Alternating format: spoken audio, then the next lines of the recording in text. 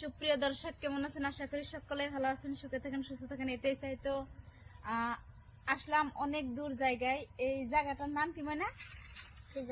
Reserve বলে কয়।